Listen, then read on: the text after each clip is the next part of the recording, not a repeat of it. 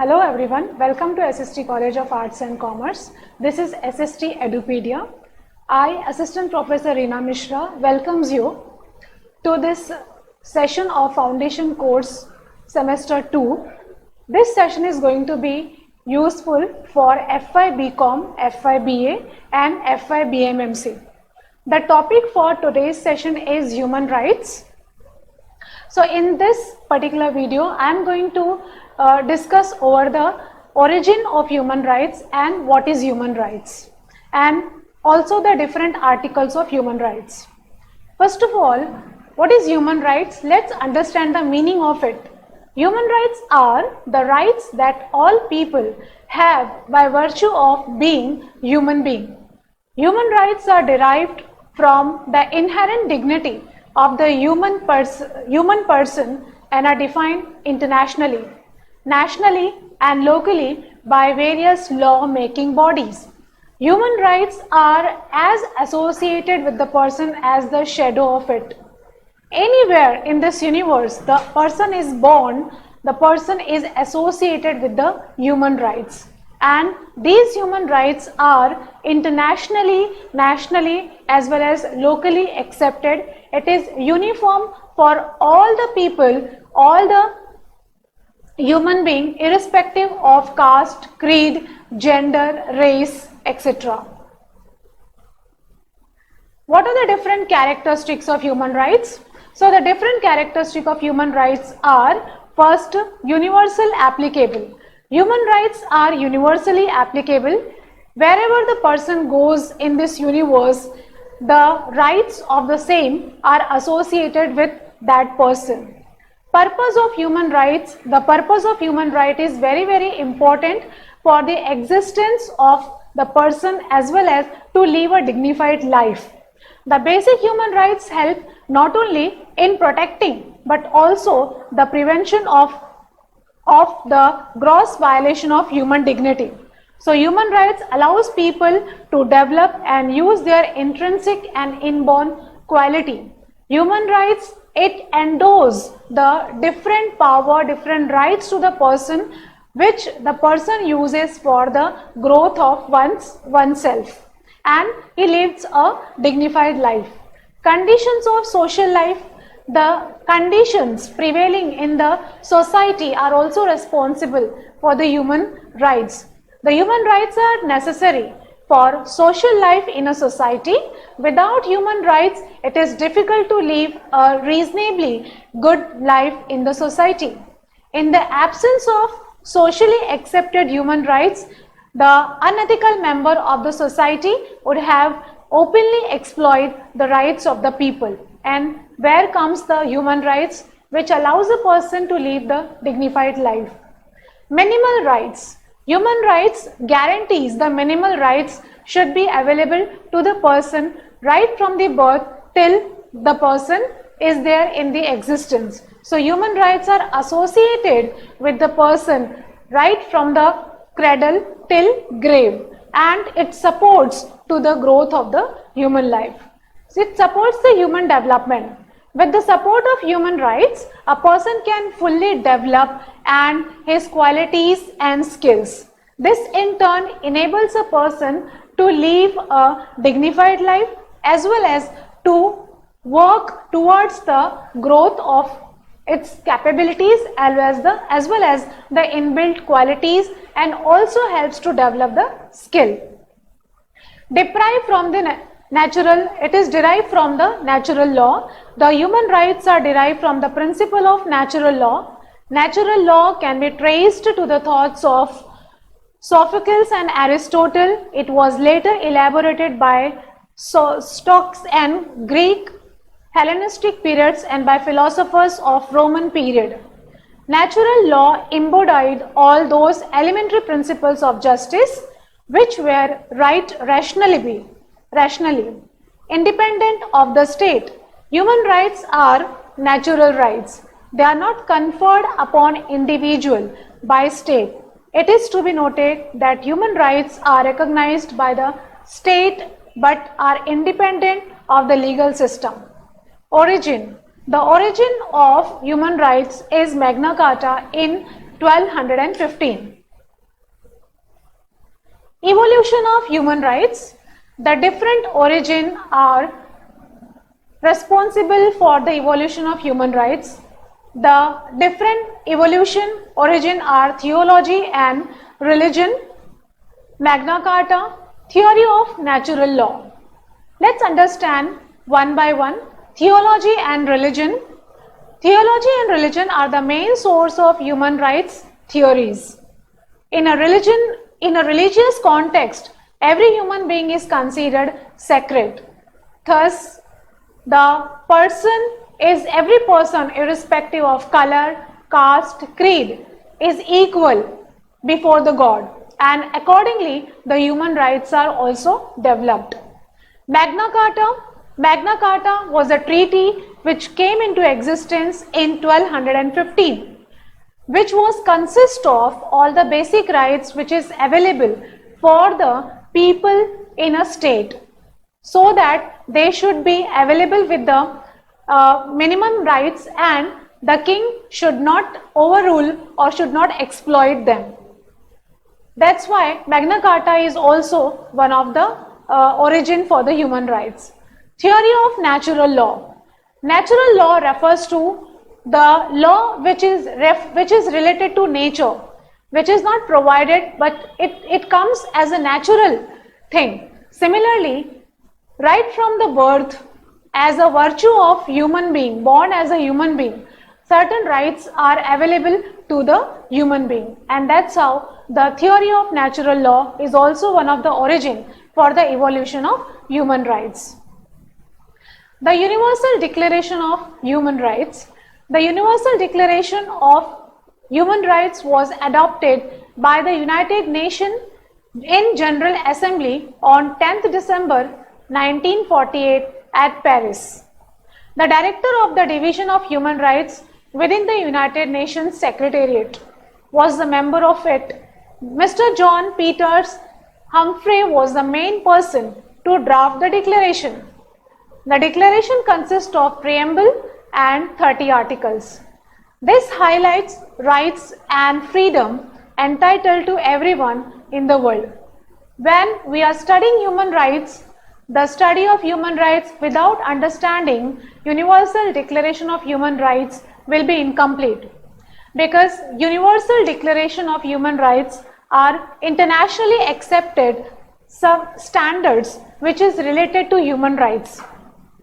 The different human rights are mentioned here in 30 articles, which empowers a person by providing the rights to live a dignified and a balanced life in the society, from local to national or till international level. So this Universal Declaration of Human Rights came into existence on 10th December 1948 in United Nations General Assembly, which held at Paris. So let's understand what is mentioned in this article. What are the different articles all about? Starting with Article 1, all human beings are free and equal in dignity and rights. Since the articles are starting from 1 till 30, in this particular session I am going to give a very brief introduction of all the articles to understand what is the gist of each and every article. So let's start discussing. First is Article 1, all human beings are free and equal in dignity and rights. Everybody is free. No one can be dominated or imprisoned by other person, and everyone is having to live the dignified life irrespective of social, economic or political status. Article 2, all are equal irrespective of race, color, sex, language, religion, political or other status.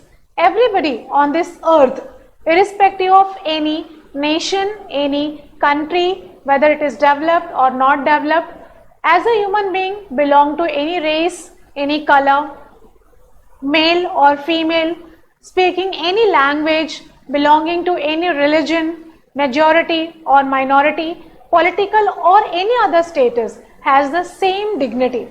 Everyone has right to life, liberty and security of person. No one shall be held in slavery. No one person, not one person should be slaved by the other person. No one shall be subject to torture. Everybody has the right to freedom in its own term and condition. And everyone has the right to live the life in its own way. So no one is subject to torture. Everyone has right to recognition. Every person living in this society must be recognized in his own identity.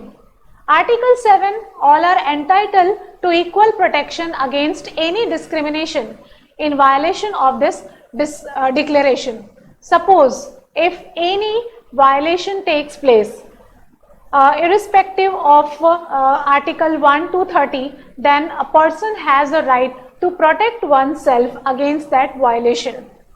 Article 8 states everyone has the right to an effective remedy by the competent national tribunal for violation. If suppose a person has faced the violation, that person can raise voice and he can ask for the justice in the national tribunal. No one shall be subject to arbitrary arrest. Without any reason, no one has the right for the arrest.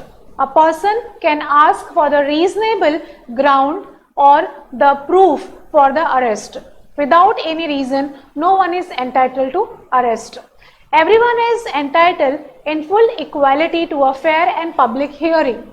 Everyone has the right to be heard. Whenever a person wants to speak or express oneself, the person has the right to be heard by the next person.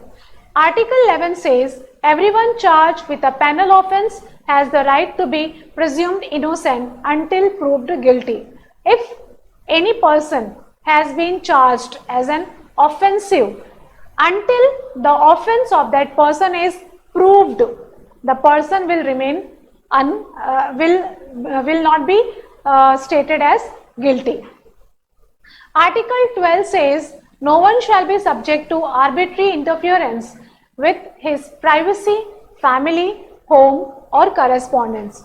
No one is having no one can force a person for revealing the privacy, information about the family, information about the home or any other correspondence.